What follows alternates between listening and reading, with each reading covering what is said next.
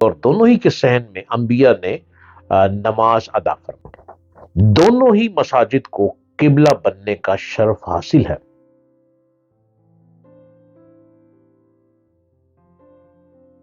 Hello, ہائے، السلام علیکم۔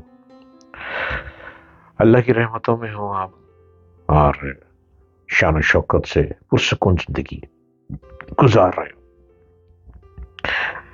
اپنے آپ کو سکون میں رکھیں، کسی چیز کا سٹریس نہ لیں، کسی بات کو ٹینشن نہ بنائیں۔ زندگی جتنی ملی ہے اس کو محبت سے گزاریں، پیار دیں اور پیار لیں۔ جب اس نظریے کے ساتھ چلیں گے تو کوئی اختلاف نہیں ہوگا اور کوئی شخص بھی آپ کے اگینسٹ نہیں ہوگا، نہ کوئی دشمن بنے گا، نہ کوئی آپ کے راستے میں رکاوٹ بنے گا۔ اپنے آپ کو محبت کی طرح پیار سے لے کر چلتے چلے جائیں۔ میرے چینل کو سبسکرائب کیجیے، ڈاکٹر جلیل اسلم آفیشل۔ ہر روز میری باتیں سنیں، میں نت نئے موضوعات پر لے آتا ہوں اور آپ کو بتاتا ہوں اور آپ کو آسان لفظوں کی گفتگو سے سمجھاتا ہوں کہ کھوئے کھوئے مت رہو، ہوش کے ناخن لو اور اپنے آپ کو آگے بڑھانے کی کوشش جستجو میں لگے رہو۔ مسجد حرام اور مسجد نبوی کے بعد اسلامی تاریخ کا تیسرا مقدس ترین مقام اور عظیم ترین نشانی مسجد اقصی ہے۔ اس کو بھی اسٹڈی کیا کریں۔ آپ بہت یوٹیوب پہ جاتے ہیں، انٹرنیٹ پہ ہوتے ہیں، سب کچھ دیکھتے ہیں، لیکن ان باتوں کو بھی پڑھیں۔ ہمیں سمجھ آنی چاہیے کون کون سی بلند مسجدیں ہیں۔ ویسے تو ہر مسجد اللہ کا گھر ہے، لیکن تاریخ میں کون کون سی بلند مسجدوں کا ذکر ہے۔ مسجد اقصی جسے ہم بیت المقدس بھی کہتے ہیں، بیت المقدس ایک بہت بڑے ہاتھے کا نام ہے، ایک بہت بڑے صحن کا نام ہے، جس کے اندر کئی مقامات مقدسہ ہیں، جن میں سے ایک مسجد اقصی ہے۔ اور میڈیا کے ذریعے ہم لوگ جو تصویر دیکھتے ہیں وہ دراصل ایک مقدس مقام قبۃ الزہری کی ہے، جو کہ اکثر آپ میڈیا میں دیکھتے ہیں نا کہ وہ کیا ہے، وہ قبۃ الزہری کا ایک مقام ہے۔ اس کی جو ہے قریب قریب اتنی ہی، اس کی جو قدامت ہے وہ قریب قریب اتنی ہی ہے جتنی کہ مسجد حرام کی ہے۔ دونوں کے بانی ایک ہی نبی ہیں، دونوں کی تعمیر جدید بھی انبیاء علیہ السلام ہی نے کی اور دونوں ہی کے صحن میں انبیاء نے نماز ادا فرمائی۔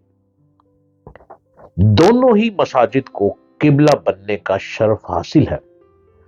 مسجد اقصی پہلا قبلہ ہے، قبلہ اول ہے، اور مسجد حرام موجودہ قبلہ ہے۔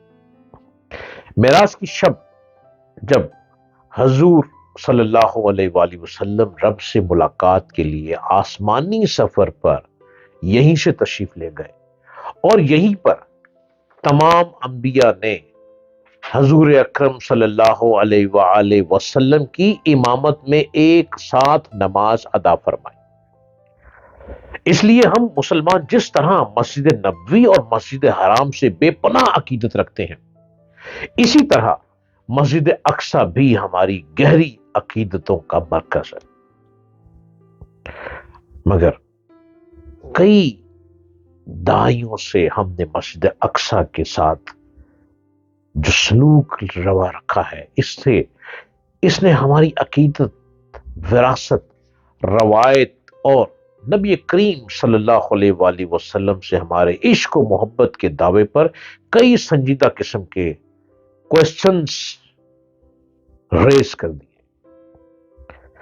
ان میں سے ایک اہم ترین اور بنیادی سوال یہ ہے کہ آخر کیا وجہ ہے کہ ہم مسجد حرام اور مسجد نبوی کے سفر کے لیے دل میں جو زبردست تڑپ رکھتے ہیں اور ایک ایک پیسہ جوڑ کر سفر حج کو جاتے ہیں، ہم اہل ثروت مسلمانوں کے دلوں میں وہ تڑپ، وہ جذبہ، وہ جنون، وہ شوق، وہ اظہار وابستگی اور وہ حوصلہ مسجد اقصی کے لیے نہیں پاتے۔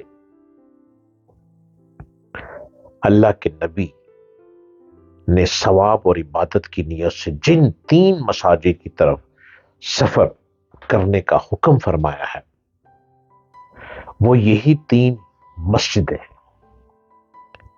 نبی اکرم صلی اللہ علیہ وآلہ وسلم کا ارشاد ہے، ثواب کی نیت سے صرف 3 مسجدوں کا ہی سفر کرو، مسجد حرام، مسجد نبوی اور مسجد اقصی۔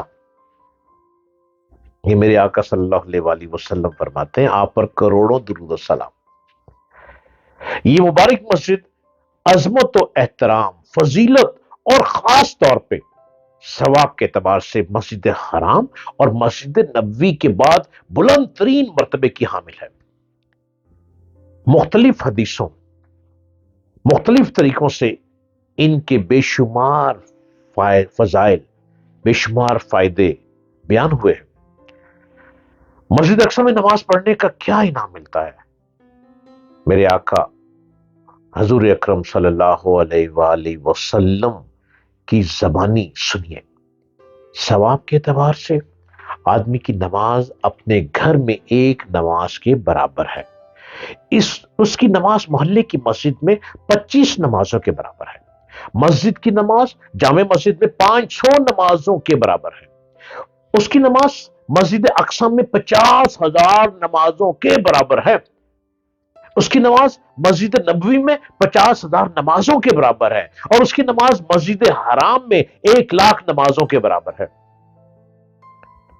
اس حدیث مبارکہ میں بتایا گیا ہے کہ مسجد اقصی اور مسجد نبوی میں نماز پڑھنے کا ایک ہی ثواب ہے۔ نمازوں پر ثواب کے اعتبار سے نبی پاک صلی اللہ علیہ وآلہ وسلم سے جو نسبت مسجد نبوی کی ہے وہی نسبت مسجد اقصی کو بھی حاصل ہے۔ البتہ مسجد نبوی کو حضور اکرم صلی اللہ علیہ وآلہ وسلم کے وجود مبارک سے تبرک کی جو دولت گراں حاصل ہے وہ کائنات میں کسی بھی دوسرے مقام کو حاصل نہیں۔ مسجد اقصی کی عظمت پر قرآن میں ارشاد باری تعالیٰ ہے، پاک ہے وہ ذات جو اپنے بندوں کو راتوں رات مسجد حرام سے مسجد اقصی تک لے گئی، جس کے ارد گرد ہم نے برکتیں رکھی ہیں تاکہ ہم انہیں اپنی کچھ نشانیاں دکھائیں۔ یقیناً وہ ذات ہے ہر بات سننے اور دیکھنے والی ہے۔ یہاں 3 چیزیں بطور خاص سمجھنے کی ہیں۔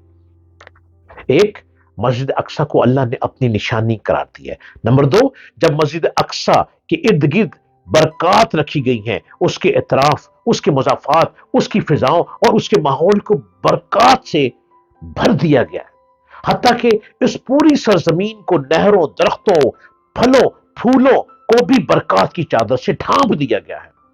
تو پھر عین مسجد اقصی یا اندرون مسجد کی برکات کا کیا کہنا؟